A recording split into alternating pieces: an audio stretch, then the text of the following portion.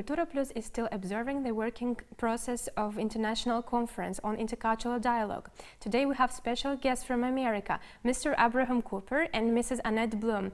Welcome to Azerbaijan, welcome to our forum and our studio. Thank you for coming. So, Mr. Cooper, you are known as an activist for Jewish and non-Jewish human rights. That's a perfect reputation. Could you please share with us how could you achieve this success? Well, we're named, our institution, in honor of Simon Wiesenthal. Mr. Wiesenthal was a victim of the Nazis. He lost, together with his wife, 89 members of his family during World War II to the Nazis.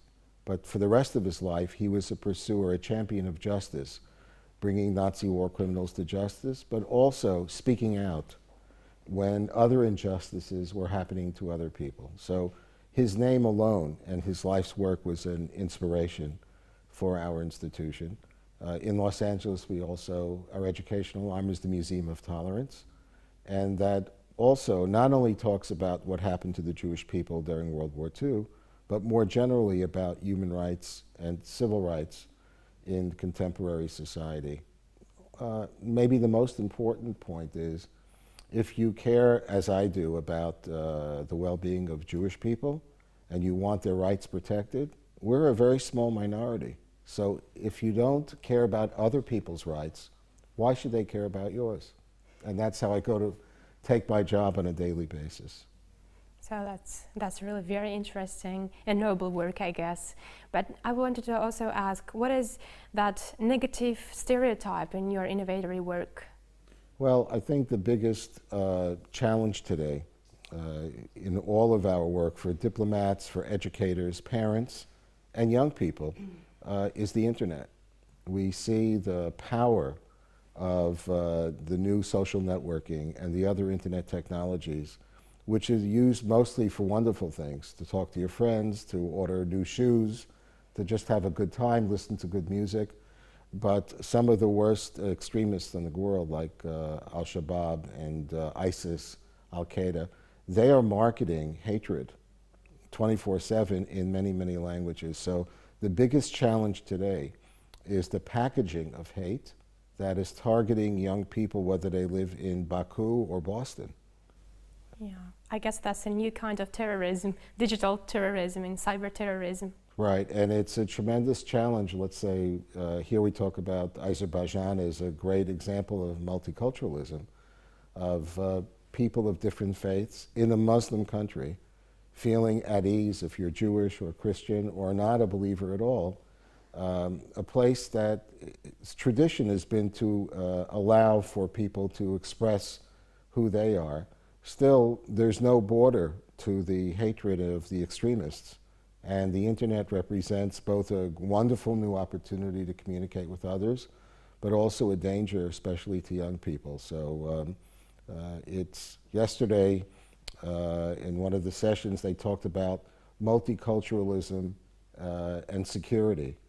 But in the world we live in today, it's mostly insecurity, not so much security. By the way, you mentioned yesterday's conference. I just wanted to ask, I was really wondering, why did you decide to come to this conference? Why did you decide to participate in it? I think the main reason for myself coming, besides the fact that I love coming back to Baku whenever I can, is the fact that Azerbaijan is a role model for the rest of the world.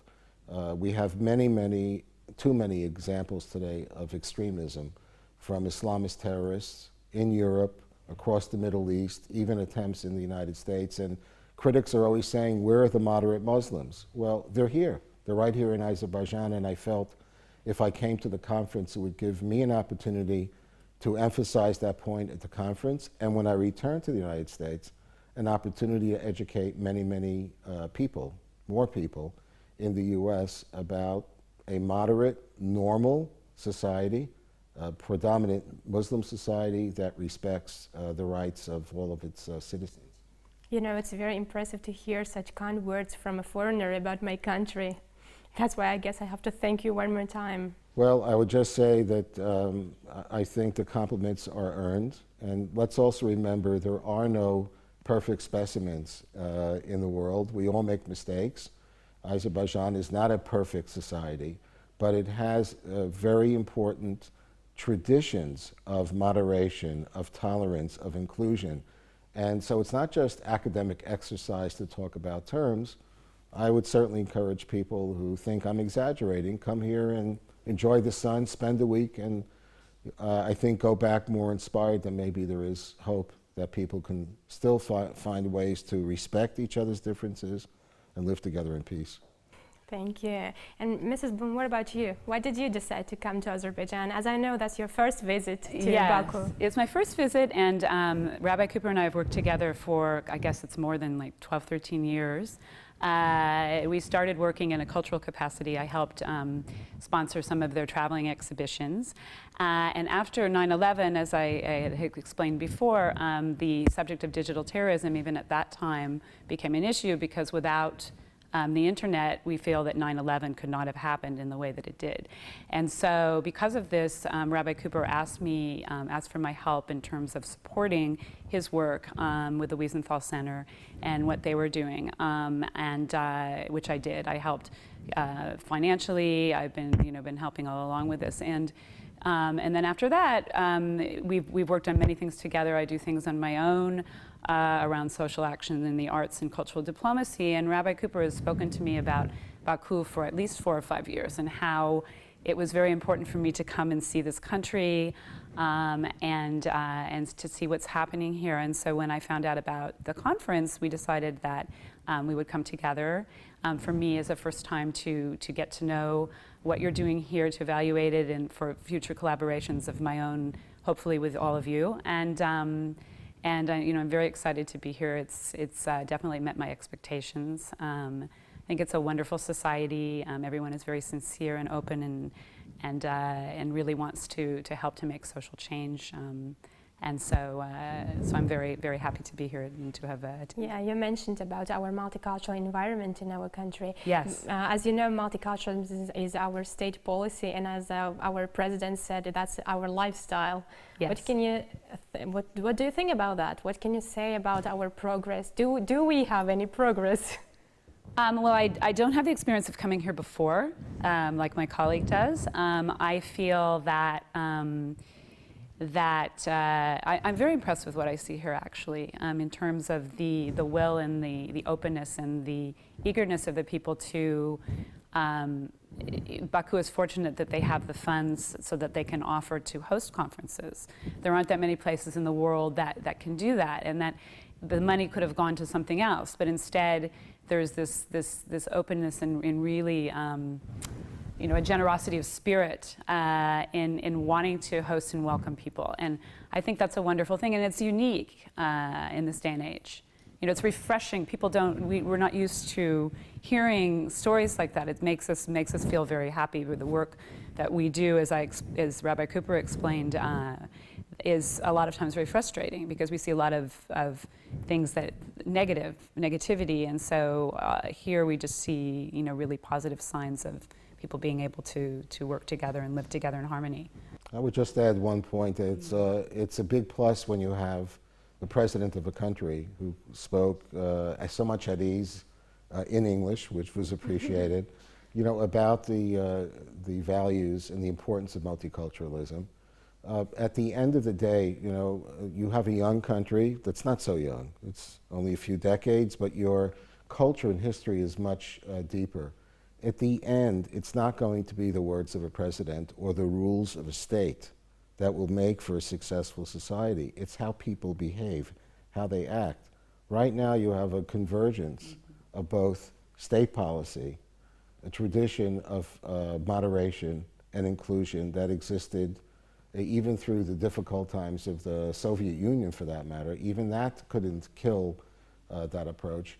And the fact that you have a successful economic base due to oil. So it's a very unique combination of ingredients, and the fact that it is also predominantly a Muslim country is extraordinarily important as a global message to other countries that say, well, what do you expect? And we feel that we're victims, etc. So it's very positive. By the way, I just wanted to note that Everybody knows that tolerance and mutual understanding are one of the global problems of our today's world. So what do you think? Is tolerance something that may be taught to children or to people? How can we do this? I think those of us in this area do believe that hate is taught. It's not in the genetic makeup of a person. Hate is taught, unfortunately, very often to children. It can also be unlearned. So the good news is you can remove hate. However, I've never heard of a mass movement where you can just bring people in, 10,000 people at a time, and remove it. It's a very individual, very personal, very intimate series of decisions that an individual makes. Where we can help, we have a museum, you have a film, you have a debate, you have perhaps somebody who's a cultural figure in Baku, even a football star, someone that young people look up to, who can get them thinking about what their values are and making individual decisions. So again, it's remarkable that you have state policy that wants people to make the right choice, but we now live in the post-communist era. Everybody understands that. And if you can create an environment where young people are exposed to multiple heroes or examples or role models, they're more likely to make good choices. Yeah, but I think that not only government should be involved in this process, but also people, society too. Don't you think so? There isn't any question. We had the wonderful opportunity of visiting with the Jewish community here, both at the synagogue and one of the schools, and going into classrooms. And for us, being Jewish is also about values. Values of kindness, of charity, of caring for others. Those are values that have been around for a few thousand years. They don't make headlines, but they're the basis for young people when they grow up to hopefully make good decisions about what kind of world that they want to live in. We're all going to contribute one way or the other, and in the internet world we live in today, anything local here in Azerbaijan that's good, we can hear about it right away in Los Angeles. And everything difficult or negative that happens from evildoers will impact on both of us. So the borders are shrinking, the distances are disappearing, and I expect many more good things to come from Azerbaijan. As we know, Mrs. Blum is a person of arts, so I've heard about your successfully implemented education and arts project. So could you give us more information about your activities, and maybe you have any proposals on our mutual cooperation? Yes, actually I've been working in arts and entertainment for a long time. Before I worked with the Wiesenthal Center. On my own, I came from a theater background. I worked in the entertainment business a long time, and I worked actually for Rai, Italian state TV. And at the time I was working with them, Rabbi Cooper approached me about sponsoring one of their international exhibitions about a Holocaust artist, Friedel Dicker Brandeis. Who was responsible for teaching the children of Theresienstadt, it's in Czech Republic, outside of Prague, was sort of the foundations of the art therapy movement. And this exhibition toured 7 or 8 countries. It was very successful. It taught people about how you could use art